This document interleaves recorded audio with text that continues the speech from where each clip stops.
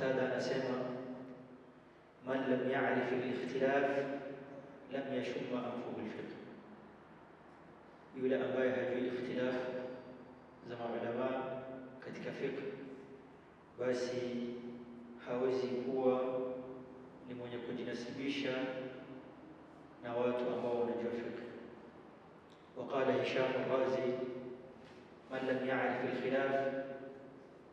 يعرف الاختلاف الفقهاء فليس بفقيه، yule ambaye hajui ikhtilaf za maulama katika swala zima la fiqh basi hawezi kuitwa ni faqih. وقال يحيى بن سلام لا ينبغي لمن لم يعرف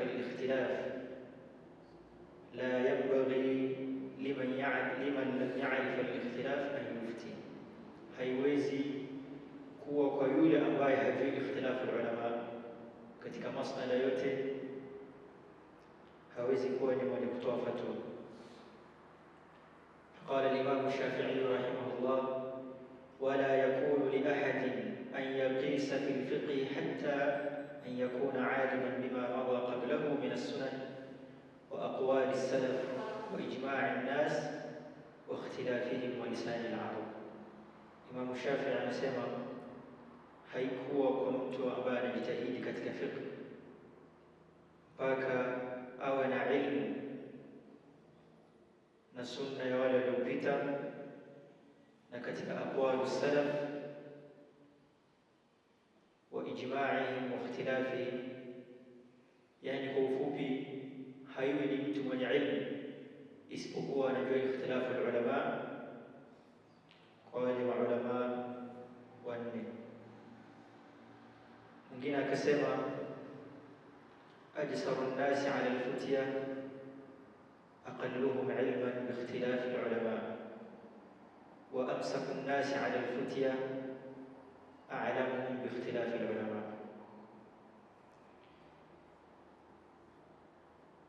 وقال ابن منشور لا يكون عالما بالحادث من لم يكن عالما بالماضي. الماضي معناها الاختلاف، يعني ni juu yetu sisi kama Waislamu kujua ikhtilafu ya ulama. Na katika kitabu hiki Ibn Rushd al-Hafid amekuwa ni mwenye kugusia zaidi masala ya fiqh ambayo kama ni ikhtilaf na akaeleza sababu za ikhtilaf. وفي كتاب بداية المجتهد بيان أسباب الاختلاف الفقهاء، katika kitabu hiki Imam Ibn Rushd al-Hafid amekuwa ni mwenye kueleza zaidi sababu na ni kwa nini maulama wakhtalafiana katika masala kama baada ya mtu kutoka katika rukuu. Je, ni sharti mtu kurudisha mikono kifuani au kuiacha mikono kama imening'inia? Ani katika masala ya ikhtilaf, na Ibn Rushd ameelezea zaidi. فمن عرف أسباب الاختلاف الفقهاء فهم المسائل صحيحا. mtu akielewa kwa nini maulama wakhtalafiana katika jambo, mtu huyo anakuwa anaelewa vizuri masala ya kwamba maulama wakhtalafiana juu yake. كما قال أهل الشأن بسبب الخلاف في المسألة، يعني من أدرك المسألة فقد أمسك المفتاح، yule ambaye amejua sababu ya ikhtilaf na akashikilia vizuri masala yale, akajua siri yake ni gani, mtu huyu anakuwa ameshika ufunguo wa kujua ilmu. Basi bila kupoteza muda, Imam Ibn Rushd al-Hafid kama ulama wengi katika kitabu chake ameanza na kitabu Tahara min al-Hadath, na kabla ya hapo Sheikh amesema walabda min dhalika bikitab taharati ala adatihim adat al-fuqaha, katika ada na kawaida ya wengi, si wote, wengi katika mafuqaha na ulama ambao wameandika kitabu cha kwanza wanaanza nacho ni kitabu Tahara. kwa kuwa tahara ndiyo ambayo inapelekea mtu kufanya ibada. Na Allah subhanahu wa ta'ala ametuumba sisi, hajatuumba isipokuwa kwa kumwabudu yeye. Wama khalaqtul jinna wal insa illa liya'budun. Al-Imam Ibn Rushd al-Hafid al-Qadhi amaanza na kitabu at-Taharati min al-Hadath, na tutakuwa tunaeleza kitabu hiki katika kitabu Bidayat al-Mujtahid. Amaanza kwa kusema innahu ittafaqa al-muslimuna ala anna at-taharata ash-shar'iyya taharatan,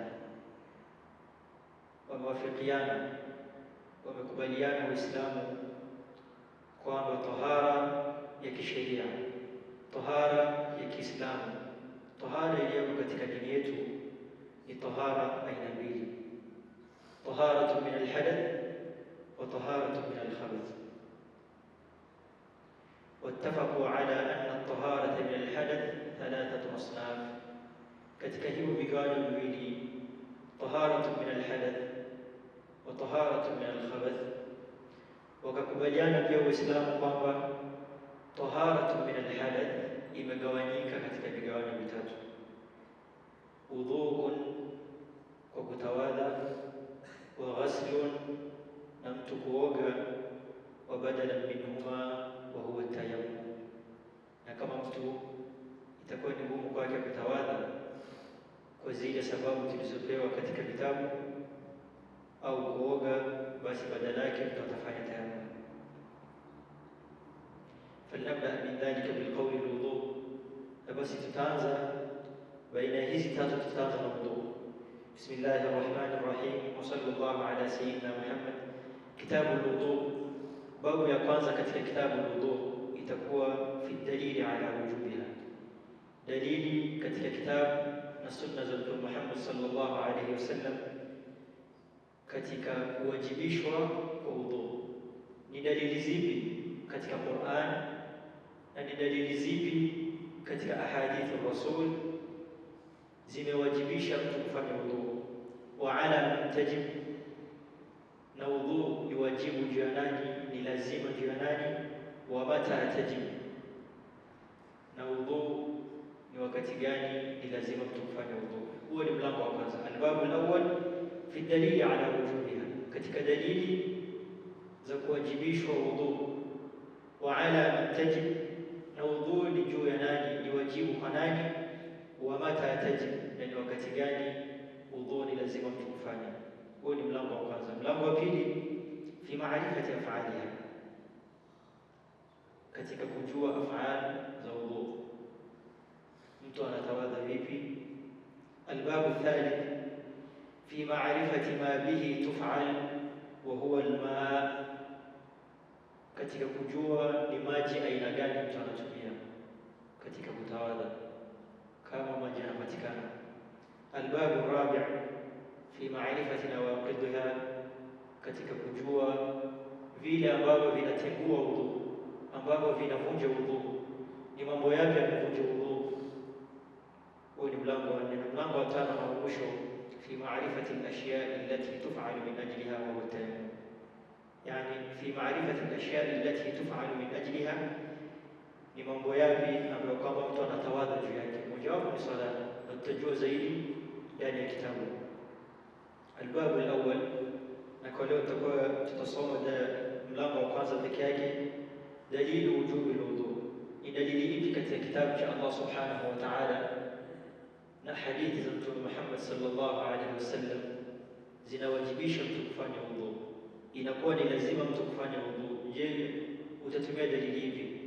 Umekutana na mtu pale nje anakuuliza ni dalili ipi katika Qur'an au katika ahadithi nabii ambayo inaniwajibisha mimi kufanya wudu? Fa amma ad-dalilu ala wujubiha fi al-kitab wa sunnah wal ijma'. Amma al-kitab fa qawluhu ta'ala, dalili katika Qur'an na kitabu cha Allah subhanahu wa ta'ala ni pale ambapo Allah subhanahu wa ta'ala anasema katika surah al-Ma'idah: ya ayyuhalladhina amanu idha qumtum ila as-salah faghsilu wujuhakum wa aydiyakum ila al-marafiq. فإنه اتفق المسلمون على أن امتثال هذا لازمته الصلاة إذا دخل وقتها. Hii dalili kutoka katika kitabu cha Allah subhanahu wa ta'ala. Anasema, enyi mlioamini, pale ambapo mnataka kuswali, faghsilu wujuhakum, basi muoshe nyuso zenu, wa aydiyakum ila almarafiq, na muoshe mikono yenu, wamsahu bi ru'usikum wa arjulakum ila alka'bayn. Aya kutoka suratul Maida. Na bila shaka sisi Waislamu tunakubaliana kwamba ni lazima mtu kutawadha kama atakuwa hana udhu. Ni wajibu kwa yule ambaye swala ni lazima juu yake. Swala ni lazima kwa watu ambao kama ni baligh aqil. Mtu huyu kama anataka kutimiza swala na hana udhu, ni wajibu juu yake kutawadha kulingana na aya hii kutoka sura al-Maida. Wa amma sunna, na dalili kutoka hadithi ya Mtume Muhammad sallallahu alayhi wasallam, hadithi ya Abi Hurairah radhiyallahu anhu, apokelewa na Imam Bukhari na Muslim. Anasema, la yaqbalu Allah salata ahadikum idha ahdatha hatta yatawadda. Allah subhanahu wa ta'ala hakubali swala ya mmoja wenu pale ambapo mtu huyu anakuwa ni mwenye kuwa na hadath, yani udhu wake umeteguka. Allah subhanahu wa ta'ala hakubali swala yake mpaka mtu huyu atawadhe. Na hadithi nyingine katika sahih Muslim min hadithi Abdullah ibn Amr radhiyallahu anhuma, anna an-nabiy sallallahu alayhi wasallam qala, la yaqbalu Allah salata bighayri tuhur. Allah subhanahu wa ta'ala hakubali swala ya mja, hakubali swala ya mtu isipokuwa mtu huyu anakuwa ni mwenye kuwa na udhu. Tumejua dalili kutoka kitabu cha Allah subhanahu wa ta'ala na hadithi za Mtume Muhammad sallallahu alaihi wasallam ambazo zinawajibisha mtu kutawadha. Mtu anatawadha wakati mtu hana udhu, wakati mtu amekuwa na hadath, ni lazima na ni wajibu juu yake mtu huyu kutawadha. Tumejua kutoka katika Qur'an na hadithi za Mtume Muhammad sallallahu alaihi wasallam, ya ayyuhalladhina amanu idha qumtum ila as-salati faghsilu wujuhakum wa aydiyakum ila al-marafiq wamsahu bi ru'usikum wa arjulakum ila al-ka'bayn. Wa min as-sunnah anna an-nabiy sallallahu alayhi wa sallam qala, la yaqbalu Allahu salata ahadikum idha ahdatha hatta yatawadda.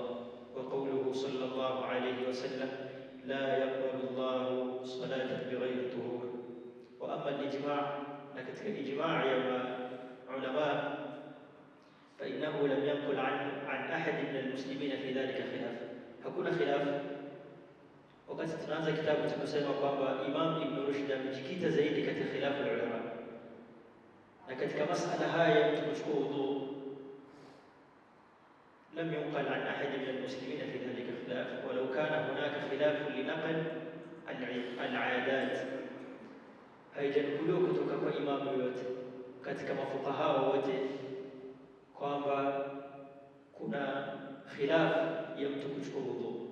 Kuna khilaf ya ada ya mtu kuchukua udhu, lakini hakuna khilaf ya mtu kuchukua udhu wakati hana udhu. Ni lazima kwa yule ambaye kwamba ni lazima juu yake swala, ni lazima juu yake pia kuwa na udhu kabla hajaswali swala hiyo. Wa amma man tajibu alayhi, na je, huu udhu kuchukua udhu ni lazima juu ya nani? Anasema Imam Ibn Rushd, tajibu alayhi albaligh alaqil, ni wajibu juu ya yule ambaye ana akili timamu na amebaligh. Kubaligh maana anaweza kutofautisha hadha halal wa hadha haram. وذلك أيضا ثابت بالسنة والإجماع. أما السنة فقوله عليه الصلاة والسلام، رفع القلم عن 3، فذكر الصبي حتى يحتلم والمجنون حتى يفيق. katika hadithi ya Mtume Muhammad sallallahu alayhi wasallam anasema, رفع القلم عن 3، النائم حتى يستيقظ والمجنون حتى يفيق والصغير حتى يبلغ. Sasa udhu ni wajibu kwa mtu ambaye kwamba ana akili na amebaliana. Kwa hadithi hii ya Mtume Muhammad sallallahu alaihi wasallam anasema rufi al-qalam an thalathi, kalamu imeinuliwa, yani hawaandikiwi madhambi watu hawa aina tatu. Mtu wa kwanza an-naim, ni mtu ambaye amelala. Wa pili wal-majnun hatta yufiq, mtu ambaye kwamba hana akili. Na udhu ni wajibu kwa yule mtu ambaye ana akili. Na katika hadithi hii ya Mtume ametueleza kwamba watu ambao kwamba hawaandikiwi madhambi mmoja wao ni majnun. Bimaana aksi yake, mtu ambaye ana akili juu yake atapata kuandikiwa madhambi kama hatafuata maamrisho ya Allah subhanahu wa ta'ala na Mtume Muhammad sallallahu alaihi wasallam. Sasa inakuwa ni wajibu mtu kuchukua udhu, mtu ambaye kwamba ana akili. Wa pili as-saghir hatta yablugh, mtoto mdogo ni mtoto hana akili timamu, bado hajabaligha, sio lazima kwake kuchukua udhu. Lakini kinyume na hicho, mtu mkubwa mwenye akili amebaligha ni wajibu kuchukua udhu. واختلف الفقهاء هل من شروط وجوبها الإسلام أم لا؟ na maulama wakahtalifiana, je, katika masharti ya kuwajibishwa na kulazimishwa udhu Uislamu uko ndani yake au hauko? وهي مسألة قليلة الغناء في الفقه لأنها راجعة للحكم الأخروي. وأما متى تجب، tulisema mlango wa kwanza na vitu vitatu: dalili za kuwajibishwa sala, za kuwajibishwa udhu; ya pili, udhu ni wajibu juu ya nani; na mlango wa tatu ni wakati gani udhu ni lazima. Wa amma mata tajib fa idha dakhala waqtu as-salah أو أراد الإنسان الفعل الذي الوضوء شرط فيه وإن لم يكن ذلك متعلقا بالوقت. أما وجوبه عند دخول وقت الصلاة على المحدث فلا خلاف فيه لقوله تعالى يا أيها الذين آمنوا إذا قمتم إلى الصلاة. لوقت gani udhu ni lazima? Anasema Imam Ibn Rushd, فإذا دخل وقت الصلاة, pale ambapo muda wa swala utafika. أو أراد الإنسان الفعل الذي الوضوء شرط فيه, au mtu anataka kufanya jambo ambalo ni lazima mtu awe na udhu alifanye, kama kusali lisa sala al-mafruḍa. Mtu mwingine msikitini unataka kusali tahiyatul masjid, ni lazima juu yako uwe na udhu.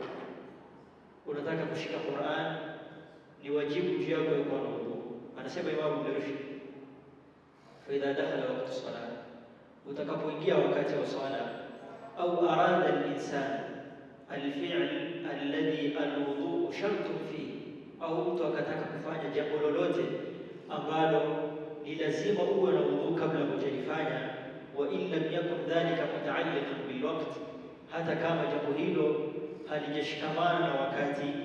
Amma wujubuhu 'inda dukhuli waqti as-salati 'ala al-muhdith fala khilafa fihi, ama huu udhu ni wajibu kwa mtu ambaye anataka kusali, kwa yule ambaye hana udhu. Ala al-muhdith, mtu ambaye kwamba ametakwa udhu wake, fala khilafa fihi, hakuna khilafu juu hili katika maulama, ni qawlihi ta'ala ya ayuha alladhina amanu idha qumtum ila as-salah fa awjaba al-wudu 'inda al-qiyam ila as-salah, ikakuwa ni wajibu mtu kuchukua udhu wakati anataka kusali, bisharti kwamba hakuwa na udhu. Kama ulikuwa na udhu wako fala shay'a alayk, lakini ikiwa hauna udhu ni wajibu juu yako kuchukua udhu 'inda al-qiyam ila as-salah. Wa bi shuruti salati dukhul al-waqt. Wa amma dalil wujubihi 'inda iradati al-af'al allati huwa shartun fiha fasayati dhalika 'inda dhikri al-ashya' allati yaf'alu al-wudu' min ajliha wa ikhtilaf an-nas bayna dhalika. Imam Ibn Rushd anasema katika sentensi hii kwamba ni lazima mtu kuchukua udhu wakati anataka kusali kama alikuwa hana udhu. Walakin na imekuja katika dalili ya ayuha alladhina amanu idha qumtum ila salat, na dalili kutoka hadithi ya Mtume Muhammad sallallahu alayhi wasallam, la yaqbalu Allahu salata ahadikum idha ahdatha hatta yatawadda. Na akasema ama dalili ya kuwajibishwa mtu kufanya wudu kwa yale mambo ambayo kwamba yameshikamana na wudu mbali na swala, basi amesema atayataja mbele katika kitabu hiki katika dhikru al-ashya allati yaf'alu wudu min ajliha wa ikhtilaf an-nas fi dhalika. Kwa leo insha Allah tasimamia hapa, tusio ni kurefusha tuchoshe watu. Kwa leo tasimamia hapa, na Jumapili ijayo wakati kama huu tutaendelea na albabu thani fi af'ali al-wudu. Sallallahu wa sallam ala nabiyyina Muhammadin wa ala alihi wa ashabihi ajma'in.